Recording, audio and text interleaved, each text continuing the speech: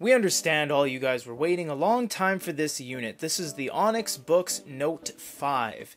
At the time of this video, this unit was one of the few releases by Onyx that had a little bit of a hiccup. It was delayed, but this is the latest in the Note line.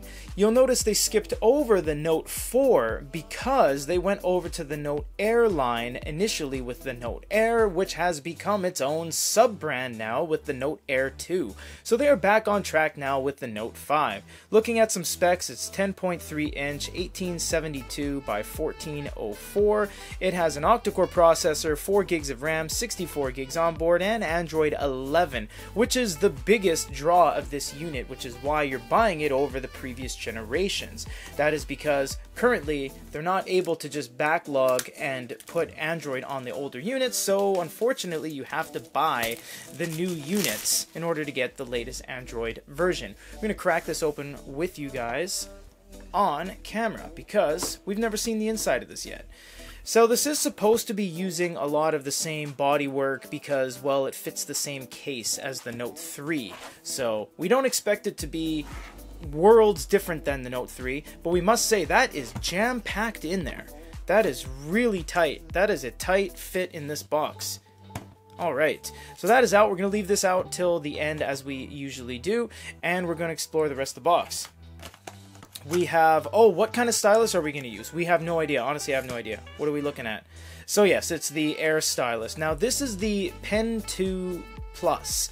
This is not the Pro version. This one is the one, unfortunately, using the stock nibs, not the Air nibs. This one has the updated magnets, but less of a better writing experience than the Air 1 pen, and it does snap to the side because on the Note line, unlike the Lumi, they did add some steel on the underside of the plastic, so you do get a better snap on this pen than you did the first gen Air pen. And you should have the USB-C cable, and that should be it for the rest of the materials in there.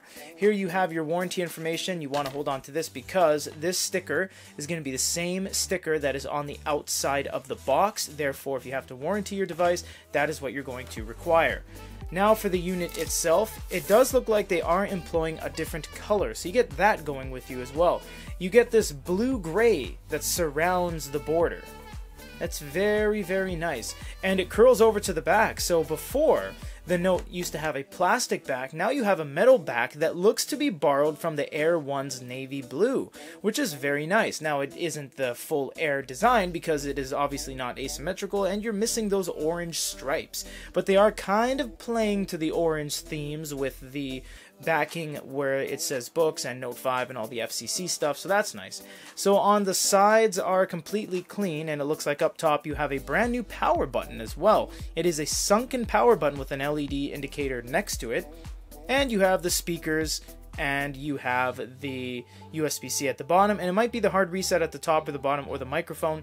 I haven't looked at the layout of this device yet because we just opened it on camera for you right now.